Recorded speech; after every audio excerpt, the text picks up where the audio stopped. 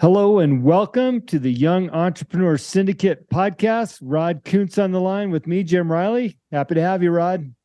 Jim, it is always a pleasure to be here, and I am excited to what it is.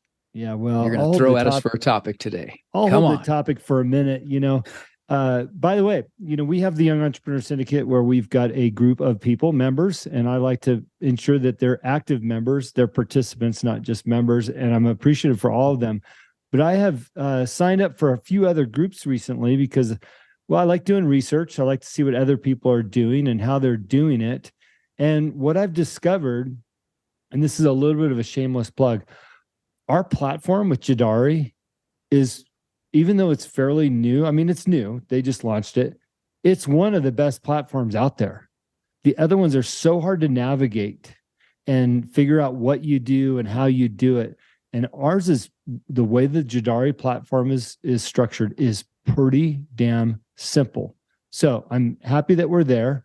I'm going to be going to their, well, by the time this airs, I will have already been to their grand opening event in Utah to celebrate, them being launched and all their customers and stuff like that. So I'm looking forward to thanking them in person for doing a great job. Well, I'm excited for that also. And as you know, I'm on that platform, and being a recovering techno peasant, I find it easy to navigate, easy to figure out, easy to access. And I like the idea that when I'm posting on that, I'm not being spied on or censored, that the content that's going on there is our content, and that it's safe, and it's going to remain pure. Yeah, right. Absolutely. And to me, that's very important, especially in this day and age where, we're subject to so much outside influence in terms of what can and can't be said. And not that I'm afraid, but I have an opinion, and I think my opinion can be valuable, and I don't want it to be censored and that sort of thing. So, and privacy and all those other things. So absolutely. Good point. And by the way, I'm going to weave this discussion into our topic for the day, and I'm going to weave it in with the story about Jadari. As I was listening to you, I thought, hey, there is a story there. I found out about Jadari from Sean Whalen. I was in his Lion's Den, which is his membership group, and they've got several thousand members. And I was in the den at a time where he was in a transition period from one platform to the next. Now, he was utilizing Facebook tools, Zoom, et cetera, and all different types of stuff. And through his frustration, he was determined to find a solution for what he was trying to do. And it was really to create this safe community. And I say safe because they own the platform, that they're not being censored, that they can do and say whatever they want. But he was intent on creating a safe platform to use as a coaching tool for his own group. And in establishing that, he realized that he could white label it and allow it to be used by other groups. Of course, he can monetize it, I should say, for other groups. And I just really think that by him trying to solve his own problems, he put together a great product for us. And when I think about that and today's subject matter, and that is, be sure to develop a plan for your own success. Develop a plan for your own success, or develop a plan for what you're trying to achieve, whether that's a one-off project for your company or whatever it is you're doing. The planning process should not be overlooked. And that's what I want to talk about today, Rod. And I was thinking about this. Why it came to mind is I just had a very successful call with a client. Well, it was a potential client before the call, and now this person will be a client upon me sending them a contract. So the ball's in my court. But the reason why I feel like that we had success on the call is that I spent the last 5 days developing a plan for the call. Okay. 5 days of planning and preparation, deliberation, discussion, Q&A with my wife, bouncing ideas to be prepared for a 1-hour call. But the 1-hour call was important to me. I wanted to make sure that I was able to deliver to this client exactly what they were looking for. as well as bring value to that person through my own ideas and suggestions, along with the ability to showcase my background and why it all ties together. So it wasn't a simple task. It was a task worthy of the 5 days, but the results of that were a successful opportunity to go under contract with them. I don't feel like, and I'd love for you to weigh in on this, Rod, by your own experience or what you've seen and heard, I don't feel like people spend enough planning their own success, whatever that looks like. Well, I absolutely have to agree with you, because I think most people, Jim, spend most of their time worrying about things as opposed to planning things. And what keeps you up at night shouldn't be fears. It should be dreams. It should be goals, right? And I think too often, too many people spend too much time worrying and thinking about the bad things that could happen, and how do I say this if that happens, and they're going over conversations, and well, if I say that, then they'll say this, and then I'll say that, and it's like, no, you need to orchestrate, right? You need to choreograph, have an agenda, which is what you did. You had a plan, have an agenda, and choreograph your way through your day, through through your difficult conversations, through your planned encounters with suppliers or clients or whatever that happens to be. And I think your success, having received a new client now, right, is based directly on that attitude. I can see why you'd have that success. And it's posturing. How do you posture? And I think, again, if you approach it from, I'm going to be in charge, I'm going to be on the offensive and not on the defensive, it puts you in a much better position. It sets you up for success. Yeah. So congratulations, by the way, on your thanks. Your new contract. And obviously I don't want this to be about me, but I realized the importance of it. And what was interesting in this particular exercise of building a plan out for this discussion with this client is that in building the plan, oftentimes you can find the important parts that you didn't even realize that were there, right? So going into this, I knew what the general conversation was going to be, on the call today. But as I started to build out the plan, I started honing in on what could be more important than our initial discussion. And then what happens with that, especially when you're looking at working with outside parties or others or raising capital, what happens with that is that you drill into that and bring additional value, or you bring the real value versus what you thought might have been the value.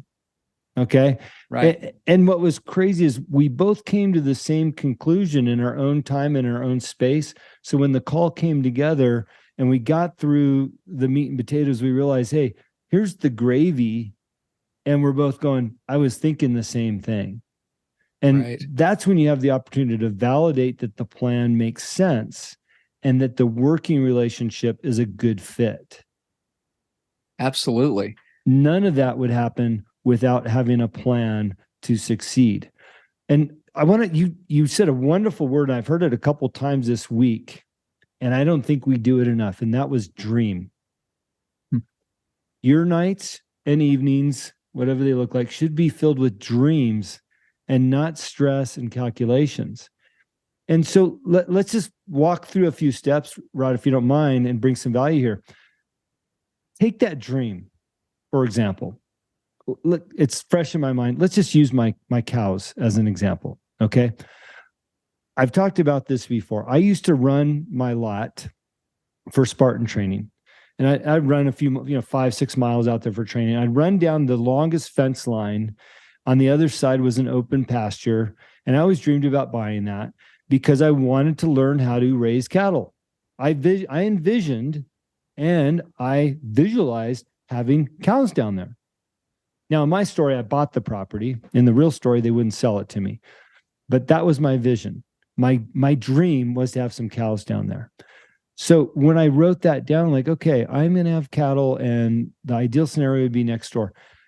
You start walking through those steps and this is the important message here is don't be afraid to dream and dream big, and then start looking at what those steps look like. Now, my first step, and maybe you can think about something that you did, Rod, that would be a great story as well. But my first step was to talk to an old rancher and tell him, hey, I want to learn how to raise cattle. You do this. You've been doing it your whole life. Where do I start? And he says, well, Jim, you start with, $700 or $800 and I'll sell you a cow. And then the most important thing is you got to find a fenced, pasture. So then my mind went right back to the pasture next door that's empty.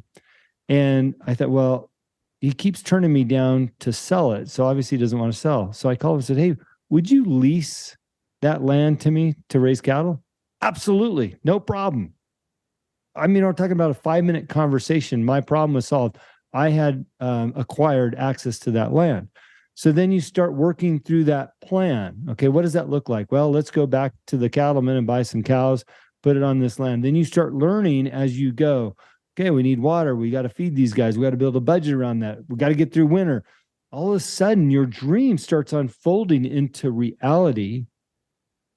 And you look back, or what I'm doing is looking back at that now because I came full circle. We just had our first calf after 3 years of having access to that land, raising cattle. And I thought, wow, none of that would have happened if I didn't have a dream and then put a plan in place to achieve it. So that's my story. And I think you can use that model for your own dreams and plans. You got to take those first steps, even if it's calling an old cowboy and asking him how to do it. Well, I'm glad you brought this up, Jim, because today, some of the topical things that are out there, and I've been hearing a lot of this recently, and I imagine it has sources from different directions, and I'm not disagreeing with it, but I want to dress it up a little bit more with reality, and you just did it. And what was coming to mind here is the word that's used for what happened there is manifest, right? Mm-hmm. Yeah. I'm going to manifest this to happen. Well, manifest is maybe another word for seeing your dreams to fruition. Let's do it that way, because it's not magic. It's not like you're going to think about it, dream about it, and make it happen. No, you had to take action. You had to talk to somebody. You had to buy a cow. You had to go back to somebody with an alternative strategy, right? Instead of buying to lease. So did you manifest that? No, you made it happen.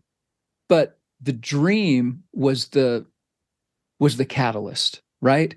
And so I guess what I want to do is I want people to not get into this notion that if they just think about things and put it on their list and think about it every day, or think about it 3 times a day and tell other people that they're thinking about it, that it's somehow going to happen. Yeah. Because that's not how it works, right? You can manifest things, but you have to match your dream with effort. And you did a great example of that. And then I will tell you another story after this, but I'd like to get your take on that, because I know you're hearing some of the things I am. Yeah, and I just think that manifestations, it is important, but I think people take it out of context. I think what happens when you manifest things is that manifestation comes from your plan and your dream.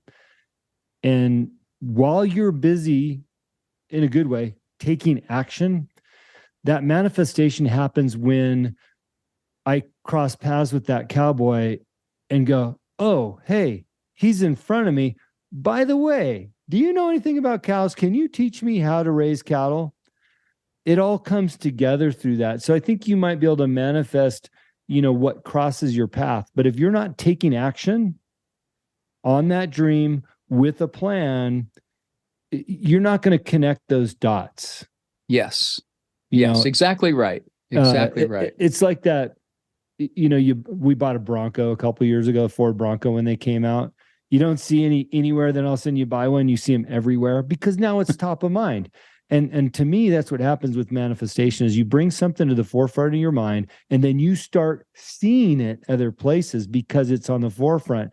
And so I just take a little different approach on manifestation. Like, I think it brings things top of mind, and then you have the ability to see the opportunities that lie within what might have already existed.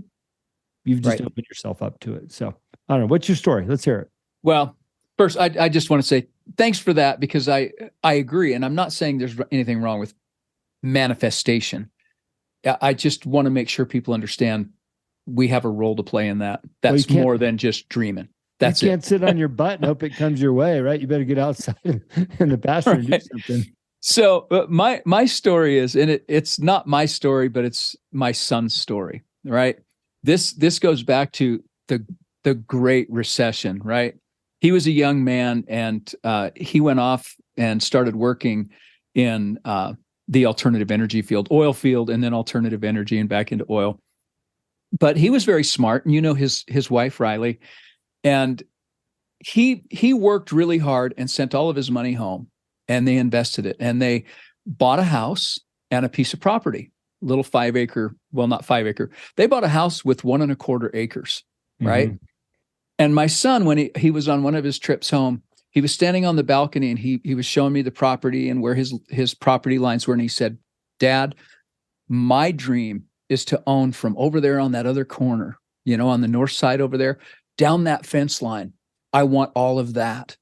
That's my goal here. I want to get this house, get it paid for, and then I want all of this pasture land. I'm going to buy all that. And then I've got all these different things I can do. I could develop part of it. I could do this. I could have a rental on it, etc." And when he got to the point, it was so funny, because as he started thinking about wanting more land, one of his neighbors knocked on the door while he was gone and talked to his wife. Mm-hmm. And he said, "Can I pasture my horses on your property over here?" And she said, "Well, that's not our property." And he said, "No, I think it is." He said, "I used to pasture my horses there with the person who had it before." Well, they bought it in foreclosure. Mm-hmm. And so the person had listed that property with the house in 1.25 acres, and it didn't sell, because, it was a major recession. Yeah. And so the listing was for the house in 1.25 acres for a certain amount of money, and that's what they bought it. That's what they bought. Well, it turns out, once they went back and looked at all the title work, the person, in order to try and sweeten the deal, sold all 5 acres that he had with the house. So they went back through all the title work, and the realtor didn't know, the banker didn't know, but the title work, when he bought that house in 1.25 acres, he actually bought 5 acres on top of it. Wow. And you know what an extra 4 acres of land is worth in the Flathead Valley. And that was basically gifted to him, but it was his dream. It was his dream, and it was somebody else's unfortunate demise, and it got past bankers and realtors and everybody else. But when they started looking at, what could they do with it, they found they owned it already. And it's just a wonderful story, because he worked so hard, and it was just the fruits of his labor. That was a gift. Yeah, a real gift. And now there's a rental property out there on that land, and I think he actually subdivided it and sold another piece too. So clearly Zillow didn't know. No. I have the opposite story, by the way, with the house that we bought several years ago. Our first hot summer here in Montana, my wife says, "Hey, go turn on the AC." I said, "Yeah, no problem." We were getting ready to leave. She's like, "That way when we get back, it'll be nice and cool in the house," right? So I go over, turn on the AC, we leave, we come back 4 hours later, the house is hot as hell. Like, I thought I turned that thing on. So go back to, hadn't moved. And she's like, "Well, is something wrong with the AC unit?" I said, "I don't know. Where's it at?" And she goes, "I don't know." And I go, "I don't remember seeing an AC unit anywhere at this house. Like, certainly there's nothing outside. Is this some kind of internal mechanism?" And, we're down in the utility room. There's nothing down there. And she's like, "I don't think this place has AC." And I said, "I don't think it does either." Okay. Now, when we bought the house, you go through the listing and it says, central heating. That's what it said. Central air, Sure. Central heating. In my mind, that central air meant air conditioning. Right. Well, we called the old owners, because we're friends with them. Like, "Hey, what's the air conditioning like in this house?" She says, "Oh, just open up all the windows. We get a nice breeze up there."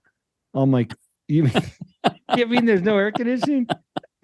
So unlike your son, we got less than we thought. He got more than he thought. So, look, just getting back on topic is developing your plans. I would say go out and seek the tools necessary to build the proper plan for what you're trying to do.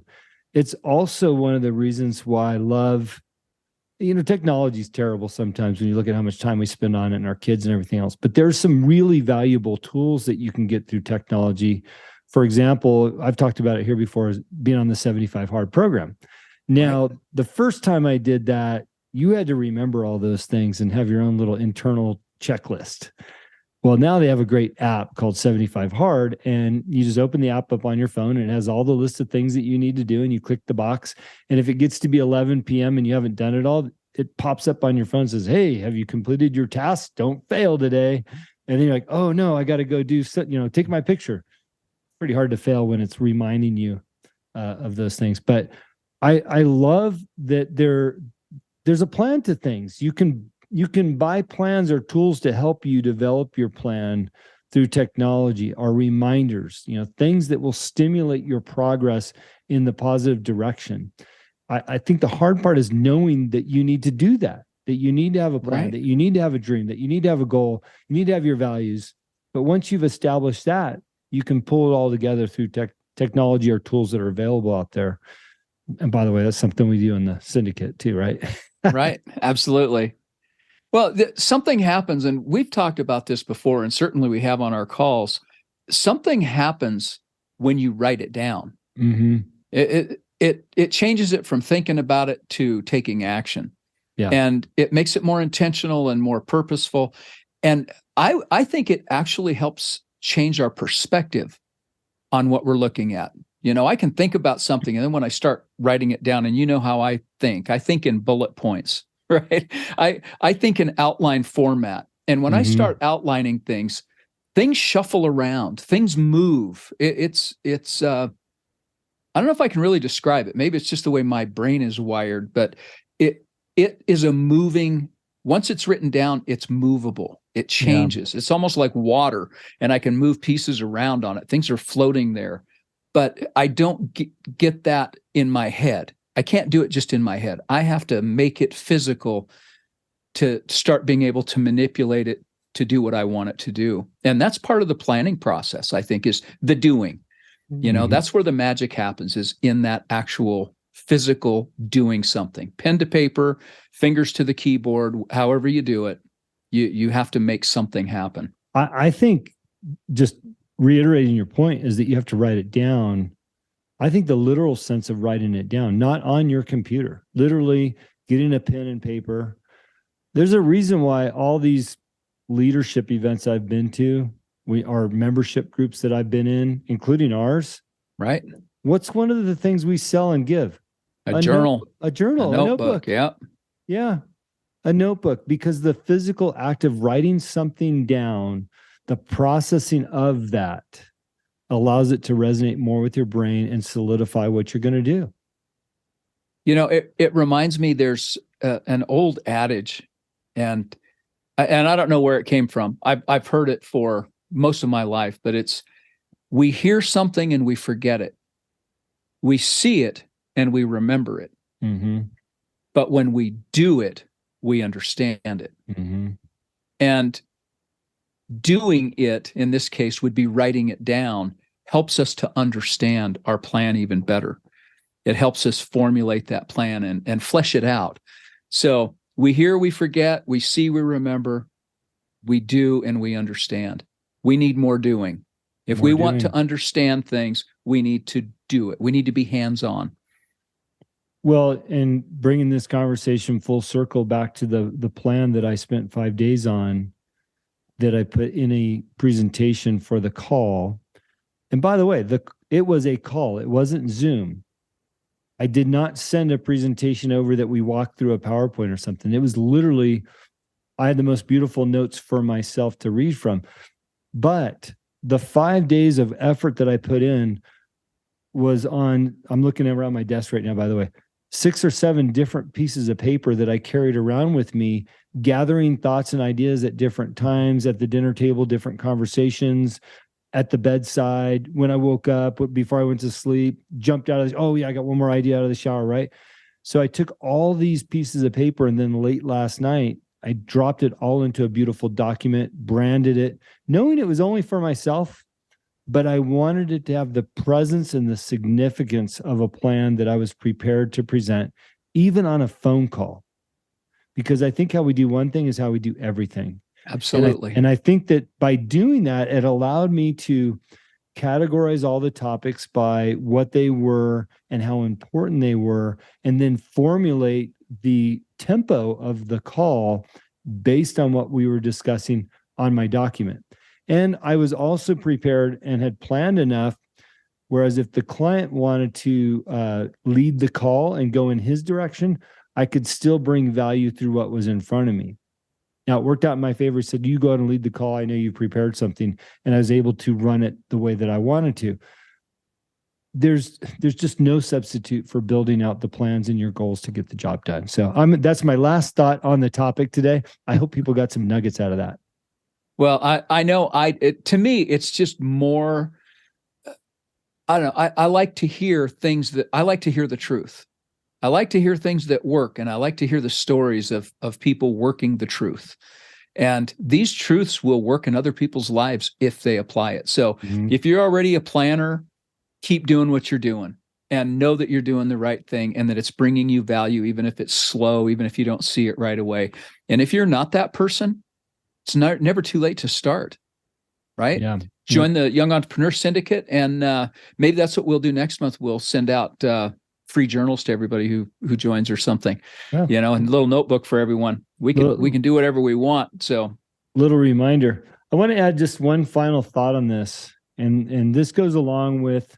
I'm going to use the term that you brought up, manifestation, but also having a plan, because I think having a plan allows you to understand what your needs are, or know what you want, so that when it's in front of you, you can say yes to that. This client that I'm referring to, I met in New Jersey last week. And although it wasn't the first time I met this individual was briefly at an event, like literally, hey, nice to meet you. I'm sitting 3 rows back. Looks like we have some things in common. We're at the rodeo. That was it. The first time I really met this individual was going to New Jersey. Now, I deliberated about going to New Jersey because I haven't flown too much by choice. Big city. I'm over the big cities from my past life. There was a lot of reasons not to go, but the biggest reason to go was to network and get back out there, focusing on my plan of expanding our business and our reach for Young Entrepreneur Syndicate. So I went, and it cost a couple $1,000s to go do that. It wasn't an easy, I've got some airline points, I can just get there. It was a couple grand. And even the morning that I woke up there, I'm like, what am I doing here? I spent all this money. I better make sure that I get involved and really kind of network and get my money's worth out of this. Almost 3 full days. And after getting home 2 days later, I got a message from this person saying, hey, can we talk? And here we are 2 weeks later that we're going to solidify a deal. And the reason why I'm bringing this up is I've said this before.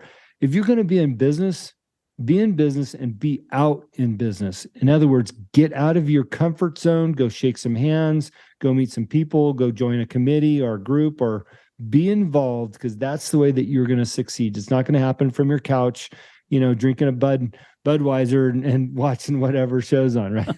I don't think anybody drinks Budweiser anymore. But the point is you got to get out to make the deals happen and find success and bring that plan together. So for me, another thing culminated into one based on that trip and finding the real purpose behind that. By the way, this individual told me the same thing. He's like, I don't even know what I was doing out there. I was supposed to do one thing, want to be in another. It's kind of a waste of time. He said, well, we had this call that he goes, well, that was worth it. So there you we go. both spent a lot of money to meet each other in another state. We probably could have done it right here. Half an hour away. You had to go across the country. Yeah. Love it. That's how it works, though. It's how it works. You're getting out there. Look, I appreciate the time and the input on the topic. And by the way, these shows are doing really well. So I want to thank anybody that's sharing these shows. As you know, I have the Answer Is Yes podcast show itself.